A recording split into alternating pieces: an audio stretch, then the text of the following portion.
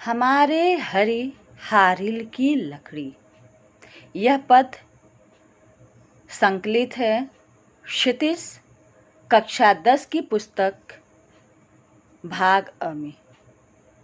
हारिल पक्षी की विशेषता मैं आप लोग को सबसे पहले स्पष्ट कर दूं कि हारिल एक ऐसा पक्षी होता है जो जब भी उड़ान भरता है वह अपने पंजे में एक तिनका अवश्य लिए रहता है और वह तिनका उसके विश्वास का कारण होता है कि जब भी उसके ऊपर विपत्ति आएगी वह तिनका उसका सहारा बनेगा। कवि अज्ञेय जी ने भी लिखा है, उड़ चल हारिल लिए हाथ में एक अनोखा ओछा तिनका। तो सूरदास जी ने भी यहाँ गोपियों के माध्यम से हारिल के विषय में चर्चा किया है। उद्धव जब गोपियों के समक्ष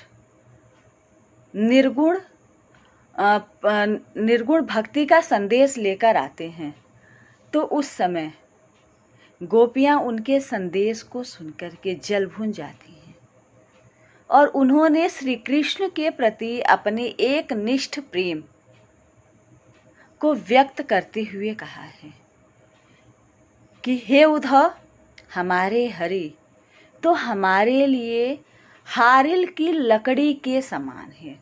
जिस प्रकार हारिल अपने साथ हमेशा एक तिनका लिए रहता है उसी प्रकार से हम गोपियां मन कर्म वचन से श्री कृष्ण को ही अपना मानती हैं और श्री कृष्ण के प्रति ही अपने हृदय में प्रेम रखती हैं। और हमने दृढ़ता के साथ, जिस प्रकार से हारिल पक्षी दृढ़ता के साथ तिनके को पकड़ा रहता है, ऊंचे आसमान में उड़ते हुए भी वह पूरी मजबूती के साथ उस तिनके को पकड़ा रहता है, उसी प्रकार से हम गोपियां भी मन कर्म और वचन से श्री कृष्ण से प्रेम करती हैं और हम उनके प्रेम को हृदय में दृढ़ता के साथ पकड़े हुए हैं। जागत सोवत स्वप्न दिशि निशि कान्ह कान्ह जकरी। हमारा यह जो मन है वह जागते हुए, वह सोते हुए आठों पहर केवल कृष्ण कृष्ण कृष्ण की ही माला जपती हैं। इसके अलावा हमें न तो कोई ज्ञान की ज़रूरत है, न तो किसी भक्ति की ज़रूरत है। हमारे जीने का सहारा तो श्री कृष्ण ही हैं। सुनत जोग लागत है ऐसो ज्यों करुई ककड़ी। करुई मतलब कड़वी, ककड़ी ककड़ी आप लोग जानते हैं जो कि खाया जाता है। जरा सा आप यह कल्पना कीजिए कि जब आप ककड़ी खा रहे होते हैं और मुंह में कड़वी ककड़ी चली जाती है तो आप क्या करते हैं? उसे आप तुरंत थूक कर बाहर निकाल देते हैं, मुंह से बाहर निकाल देते हैं, उसे आप भीतर नहीं लेते हैं। तो गोपियां यहाँ पर कहती हैं कि हे उद्धव, तुम जो हमारे लिए योग का संदेश लाए हो, जो निर्गुण भक्ति का संदेश लाए हो, वह हमारे लिए कड़वी ककड़ी के समान है जो कि किसी भी प्रकार से ग्रहणीय नहीं है, उसे हम किसी भी प्रकार से ग्रहण नहीं कर सकती हैं। जिस प्रकार मुंह में कड़वी ककड़ी चली जाती है और उसे हम तुरंत मुख से बाहर निकाल देते हैं, उसी प्रकार से तुम्हारा यह योग ज्ञान हमारे लिए कड़वी ककड़ी के समान है, जिसे हम किसी भी प्रकार से ग्रहण नहीं कर सकते, वह हमारे लिए अग्रहणीय है। सूतो व्याधि हमको लय आए देखी सुनी न करी। तुम तो पता नहीं हमारे लिए कौन सा कष्ट लेकर आए हो।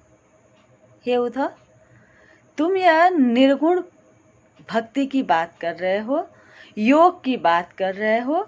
हमने न तो इसके बारे में कभी देखा और न ही सुना। तुम हमारे लिए यह पता नहीं कौन सा ज्ञान लेकर आए हो जिसके बारे में हमें मालूम ही नहीं है। इसके बारे में न तो हमने कभी सुना और न तो इसे हमने कभी अपनाना चाहा, न तो हमें इसके बारे में कुछ पता है। यह तो सूर तिन्हीं ले सौंपो जिनके मन सकरी। सूरदास जी कहते हैं कि गोपियां उद्धव से कहती हैं कि हे उद्धव, तुम अपना यह ज्ञान मार्ग, यह अपना निर्गुण प्रेम या योग उन लोगों को जाकर सुनाओ जिनका मन चक्री के समान हमेशा घूमता रहता है, जो स्थिर नहीं है, जिन्हें यह नहीं पता है कि उन्हें क्या करना है, उन्हें किसकी भक्ति करनी है। यह अपना योग का संदेश जाकर के तुम उनको सुनाओ। हमारे जीवन में इस योग संदेश का कोई भी महत्व नहीं है और इसका कोई भी उपयोग नहीं है। तो हे उद्धव, यह उन लोगों के लिए है जिनका मन चंचल होता है, जिसका मन एक स्थान पे स्थिर नहीं है। लेकिन हम तो मन वचन कर्म से श्री कृष्ण को ही मानते हैं और हमें पता है कि हमें श्री कृष्ण से ही प्रेम करना है। इसलिए हमारे जीवन में तुम्हारे इस योग संदेश का कोई भी महत्व नहीं है। बच्चों, मैं इसका शिल्प सौंदर्य नीचे डिस्क्रिप्शन बॉक्स में देने जा रही हूँ, उसे आप विस्तृत रूप में पढ़ सकते हैं।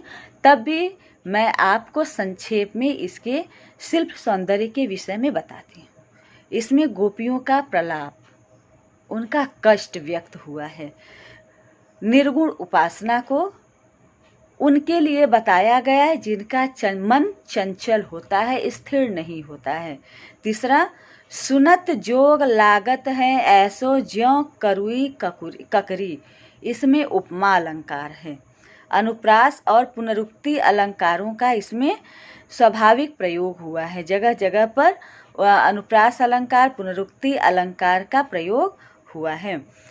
शब्द इसका सरल है तथा भाषा इसकी ब्रज है। इसके अतिरिक्त आप पद संख्या 1 और पद संख्या 2 के लिंक भी डिस्क्रिप्शन बॉक्स में देख सकते हैं तथा अपनी समस्याओं का सरलीकरण कर सकते हैं। उम्मीद है कि आपको यह वीडियो अवश्य पसंद आएगा। आप इसे शेयर करिए, लाइक करिए और सब्सक्राइब करिए। धन्यवाद।